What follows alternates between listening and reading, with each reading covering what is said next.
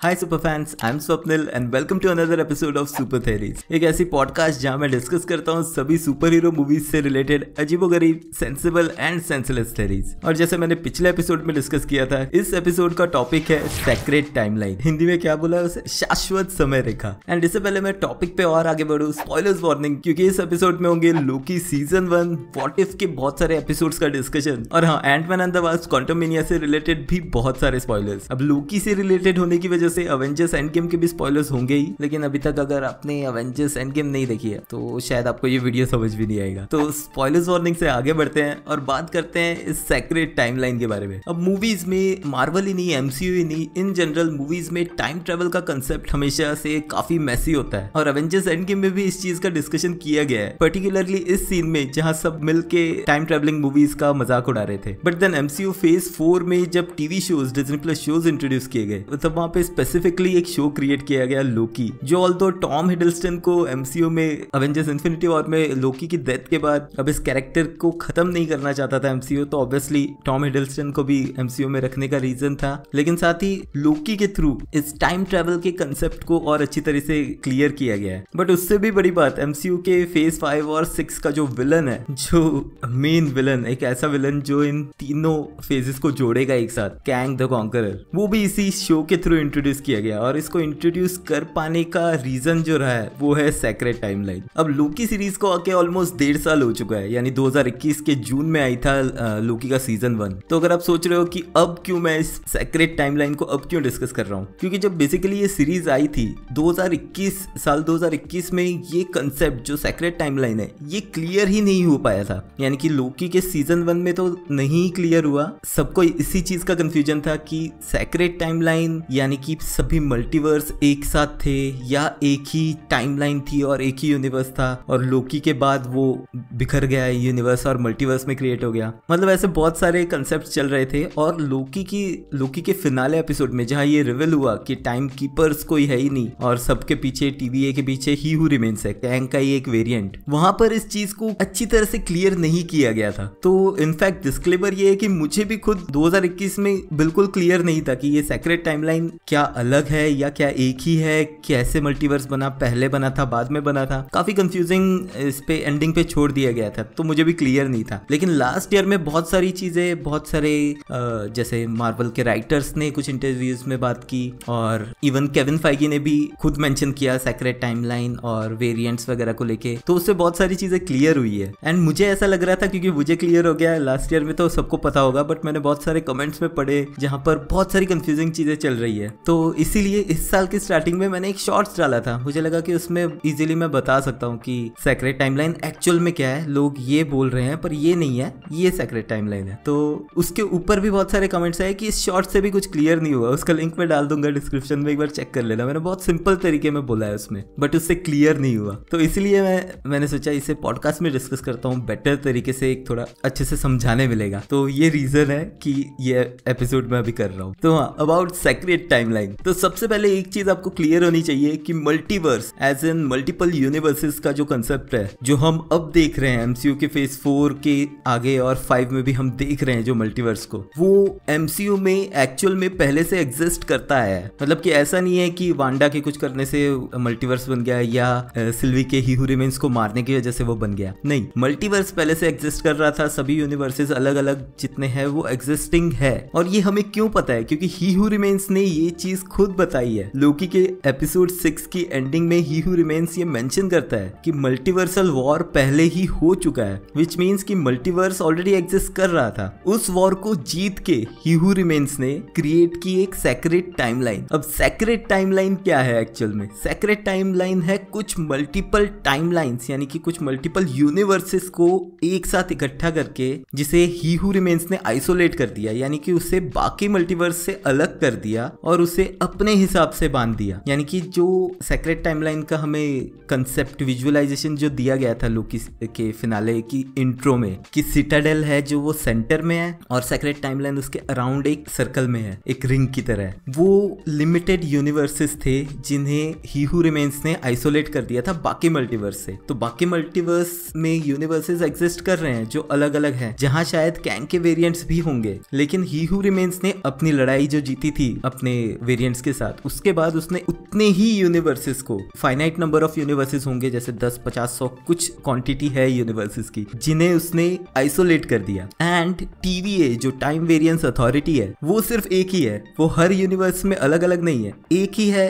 Time variance authority जो exist करती है यूनिवर्स के बाहर। और ही हू रिमेन्स यहाँ से TVA के थ्रू इस सेक्रेट टाइमलाइन को मॉनिटर और कंट्रोल करता है। अब मेरा ये कहना कि सेक्रेट टाइमलाइन में मल्टीपल यूनिवर्सेस है, तो इस कंसेप्ट को मैं प्रूव कैसे करूंगा? लोकी सीरीज में आपने देखा कि कई अलग अलग वेरिएंट्स, लोकी के ही एग्जांपल के लिए लोकी के ही मल्टीपल वेरिएंट्स हमें लोकी सीरीज में दिखे। अब अगर ये एक ही यूनिवर्स होता, एक ही यूनिवर्सेस में मल्टीपल वेरिएंट्स एग्जिस्ट नहीं कर सकते अनलेस वो एक और टाइमलाइन क्रिएट कर रहे हैं। वो एक और टाइमलाइन, वो नेक्सस इवेंट, उस पे आगे बात करता हूँ, लेकिन अभी के लिए वेरिएंट्स तभी दिखेंगे अगर अलग अलग यूनिवर्सेस हैं। जैसे कि अभी मल्टीवर्स ऑफ मैडनेस में हमने देखा लास्ट ईयर, फिर स्पाइडरमैन नो वे होम में हमने देखा कि अलग यूनिवर्स से कोई और वेरिएंट्स यहाँ पर आए 616 यूनिवर्स पे। तो उसी तरह से लोकी सीरीज में हमें जितने भी लोकी के वेरिएंट्स दिखे हैं मल्टीपल, वो सारे अलग अलग यूनिवर्सेस में थे, जो ये पॉइंट प्रूव करता है कि ये सारे अलग अलग यूनिवर्सेस इस सेक्रेट टाइमलाइन के अंडर ही हैं, यानी कि सेक्रेट टाइमलाइन के अंदर एक साथ बंधे हुए थे। जो विजुअलाइजेशन दिखाया गया है, जो टाइम कीपर्स का स्टार्टिंग में लोकी के एपिसोड 1 में दिखाया गया है, वो इन सभी यूनिवर्सेस की टाइमलाइंस को इंटरट्वाइंड करता है। तो यहाँ पर एक चीज तो क्लियर हो गई कि सेक्रेट टाइमलाइन में कई मल्टीपल यूनिवर्सेस एक साथ है। तो यहाँ पर TVA का क्या काम था? TVA का काम है कि फ्री विल, जो हर एक इंडिविजुअल की फ्री विल है कि वो जो भी करना चाहता है विदाउट एनी रिस्ट्रिक्शंस, उसको मॉनिटर करना, लेकिन सिर्फ एक लिमिट तक ही। यानी कि कोई भी ऐसी चॉइस या कोई भी ऐसा उनका एक्शन जो इस सेक्रेट टाइमलाइन के किसी भी यूनिवर्स की टाइमलाइन को ब्रांच ना क्रिएट करे। मतलब ऐसा एक्शन नहीं कि बंदा उठ के बोल रहा है कि मैंने ये शर्ट पहनना है इस कलर का तो वो कुछ रॉन्ग हो गया, नहीं, कोई ऐसा एक्शन जो सेक्रेट टाइमलाइन में आगे चल के ही हू रिमेन्स कितना मुश्किल है यार बोलो, ही हू रिमेन्स की जगह कोई और कैंग के वेरिएंट को लाए, ऐसा कोई भी एक्शन स्टॉप करना। अब ऐसे एक्शन का एक एग्जांपल हमें मिला लोकी का, जिसके थ्रू ये पूरा कंसेप्ट एक्सप्लेन किया गया है कि एंड गेम में जब लोकी को टेसरेक्ट मिल गया था, वो एक्चुअल में उसको मिलना नहीं चाहिए था और उसकी कहानी वैसे ही जानी चाहिए थी जैसे हमने 2012 के अवेंजर्स के बाद देखी है। यानी कि 2012 के अवेंजर्स में जब उसे पकड़ा गया, थॉर उसे वापस लेके गया, वैसे उसकी कहानी आगे तक अवेंजर्स इन्फिनिटी वॉर तक, जहां उसकी डेथ होगी। लेकिन यहाँ पर उसको टेसरेक्ट मिल गया और वो अल्टरनेट टाइमलाइन क्रिएट कर गया, एक ब्रांच क्रिएट कर गया इस टाइमलाइन में, इस यूनिवर्स की। तो ऐसी टाइमलाइन जब क्रिएट होती है, ऐसी जब अल्टरनेट पाथ या ब्रांच क्रिएट होता है, तब TVA का काम है कि उसे आके वो डिस्ट्रॉय कर दे। तो उसे एक वर्ड दिया गया है प्रून, जो अपने डिवाइसेस से वो जितना भी पाथ वो आगे तक गया है उसे डिस्ट्रॉय कर देते हैं। और ये काफी बड़े, काफी सीरियस एक्शंस होंगे, जैसे यहाँ पे टेसरेक्ट मिलके वो बच के निकल गया, ऐसा एक्शन। इसी तरह के हमें बहुत सारी इवेंट्स दिखाई गई हैं व्हाट इफ सीरीज में। डिज्नी प्लस के शो व्हाट इफ में बहुत सारे मल्टीपल एपिसोड से हमें दिखाया गया है कि छोटी सी चॉइस, कोई ऐसी इंपॉर्टेंट चॉइस, ऐसा इंपॉर्टेंट चेंज जो उस कैरेक्टर को